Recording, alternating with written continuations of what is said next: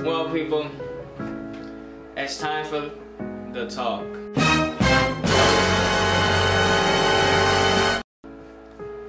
You asking probably why it's so deep. I was there like, the talk. Right? That's what I was gonna say, dramatic effect. But how did I get into doing YouTube? How did I get into making videos, editing, and all this other stuff? Well, it took me about 3 years to find my niche. I got this camera in my hand. I had a friend who gave it to me, and I started taking pictures all the time. I was there left and right, and he just cuts me off. You'll be alright. Keep on going. I was there left and right taking pictures, and he was over here with a T3. We were here with beginner cameras, and you know what we thought? Our business that we built and destroyed in less than probably what, a year? Yeah, less than a year. Yeah, less than a year. And a half. Year and a half? Give or take. Yeah, it wasn't great. You know, I've always been like into the arts world. Like I've always done theater, I've always done music, I've always done everything. One day I literally just found myself inside of the store. I had saw a couple other people with cameras, and I had really known that I always wanted to get into cameras. I needed an outlet at the time. I was going through a lot of stress, different things were going on in life. Literally, I was like, yo, if I'm gonna get a camera, I really gotta learn how to use this thing. So I started with YouTube. I grabbed myself this T3 right here. As you can see, it's ugly, it's dusty, it hasn't been used in a long time. Literally, when I started, my idea for it was that if I got this camera and I started taking pictures, that I was gonna create this whole little thing, and that people was gonna come to me, take their pictures, da-da-da-da, we was gonna get popping, blah, blah, blah, blah. Didn't turn out like that, but at the end of the day, I had found a new hobby, and that to me was the most important part. From there, he could tell his side of the story on how he got his camera. Alright, so about 3 years back, right about the time I picked up this T5 right here. Mind you, this looks huge. Oof. Bulky. My M50's like this big compared to it. Tiny. But I had an accident, life and death situation, came back, thank the Lord. And right after that, I was like, I need to do something with my life. I know I'm creative, I just don't know where to go to. My good friend over here, he gave me a camera, put it in my hand, and I started taking pictures. And I started liking it, and I was like, wow, okay, cool. And then I had another girl in school, and I told her I'd take pictures, and she's like, I got a camera, you can use my camera if you want to. I was like, word, you gonna let me use your camera and I'm gonna take your pictures? I have like 2 house lights. I got my room that's gonna be extra clean. It was like yellow. That's a bed and a wall. Yeah, I was working with a camera that she gave me, the T5 again. And after I took those pictures, she gave me the camera and I'd never seen her again.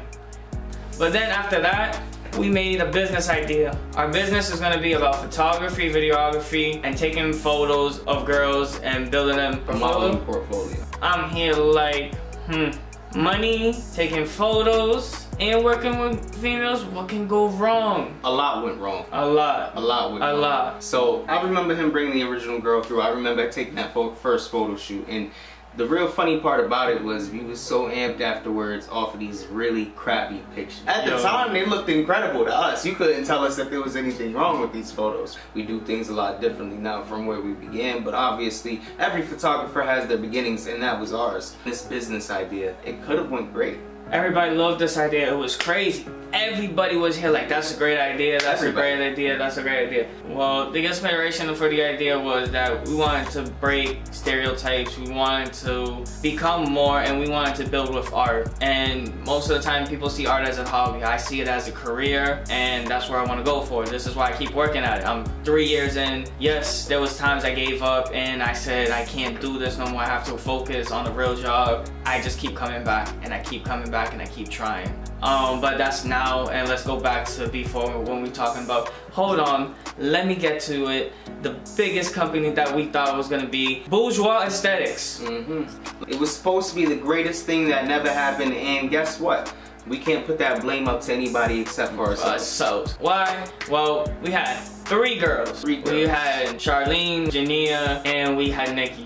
Well, Nikki was great for the camera, Janelle was great with music, and Charlene was just great with personality and on camera. I think honestly we had a good batch of people. Everything was working fine, but really at the time we had been unstructured. We didn't know exactly what we had wanted, and we had put our money in the wrong areas, thinking that we were actually doing good when we were doing nothing but harm. When we should have really just thought out our ideas, planned it correctly, came together, thought of the exact blueprint on how to take over the industry instead of just jumping right into it.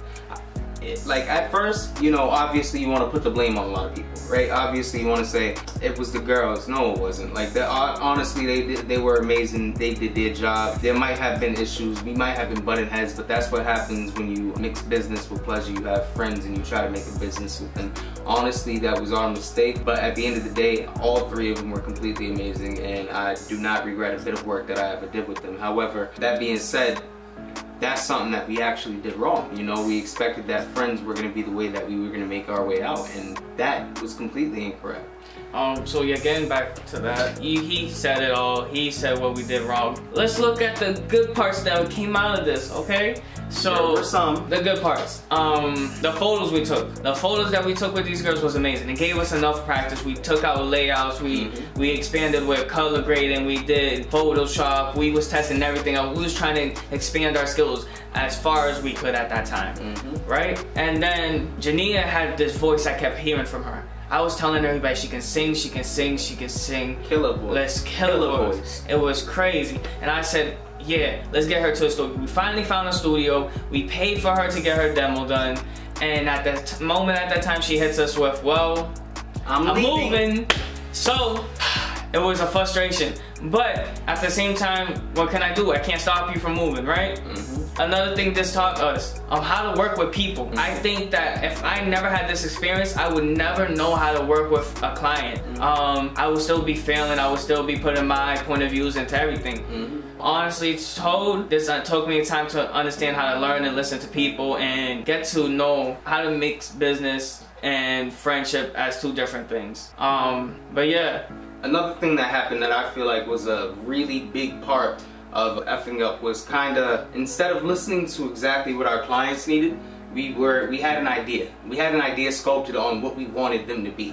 And we would never really take their input and try to put them into things. Like a lot of the times I felt we would butt heads with our clients because we wasn't really listening, and then when we did start listening, it kinda was too late, you know? It kinda seemed like we got to a point where there were too many frustrations inside our heads, which led to Nikki, which was our original model, which led to Nikki saying that she wanted to go, which I had completely understood at the time. I was a bit frustrated. I didn't really want her to leave. I felt like, you know, there was still more that had to be done, but at the same time, I completely get why she would have left. Charlene was great. She was there on time. She was ready to take photos. Whatever we needed her to do, she was there for it. And that was the great part. But what we slacked into that was we never put in the time and effort really into her. Because we put our time and efforts into Nikki and Jania, we was already like kind of washed out, because with the frustrations of going back and forth, thinking that we're right, and well, we wasn't really listening at the same time. And with Charlene, when we have somebody here who's willing to do what we want, but now because we're so frustrated and tired out, we was just like, it's not worth it. We're out of money in the pocket. We have our lives going on. We're moving up.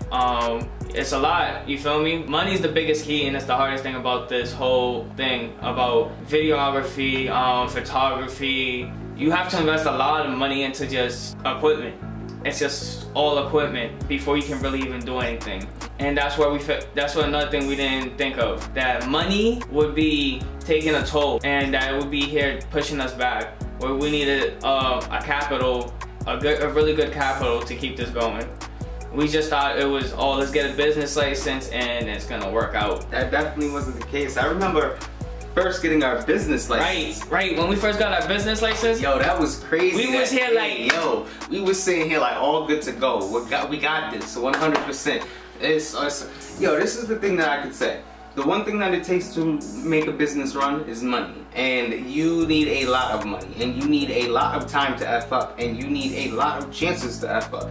And if you don't have that, then you can't really succeed. And then at the end of the day, once you build that capital, you have to know exactly which routes to take. You have to know exactly which investments are the right investments to take, which risks are worth taking, and what rewards are there to gain. You know, I think there's... speaking the truth. You are speaking the truth. There's a lot of stuff that we didn't like really try to calculate at the time, and I really regret not doing that. But at the end of the day, looking back at it, it was a real learning experience for us. It really was. Yo, I swear on Jesus, we took the most time out of the day in order, like, the reason why we're able to do these videos today and sit here with you guys is because of the fact that we took the time to learn over the past couple years. You know, if we didn't take that time to really develop our skills as photographers, take these times to mess up, see our mistakes and do more, then trust me when I say that we wouldn't be anything right now. Right.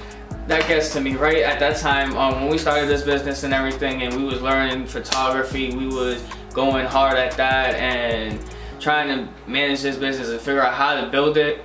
We was in high school, trying to graduate. At what age? I think, what was it, 21? 21 respectively. 21. That, and I'm gonna say it honestly, and I won't tell y'all to go into my footsteps.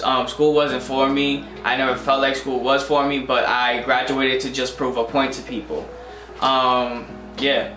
If this nigga can do it, anybody can do it. Here now, why am I still here? Why am I still doing it? What's the future holding for me? And why is YouTube my big establishment right now and what I'm trying to build? Okay, so YouTube has been always a big platform, and I always wanted to make videos. I used to sit there in my house and wonder how people used to make these movies. I used to want to be an actor just to be part of movies. And then vlogging became big. And I was here like, wow, vlogging is really big. So now I can be the camera guy and the actor at the same time? Why not, right? So, I'm gonna tell you honestly, what I shoot on is a M50. My M50, well, is a $650 camera. A basic lens it comes with a basic lens. I'm trying to upgrade my lens, but the hard part about upgrading my lens right now is about, well, it's a whole digital camera. There's not, what's it called, a mirror between the lens and the body. Everything else, lighting, stands, stabilizers, all this other stuff that I invested into just so I can make this video look like this. I invested into LumaFusion. I have invested into Adobe Premiere. I have invested into other apps to even help me to just do this. I invested into an iPad Pro. Yes, you've seen it in my first video. I showed y'all how I got that, and that's how I came back into doing this basically, YouTube. It started from the bottom.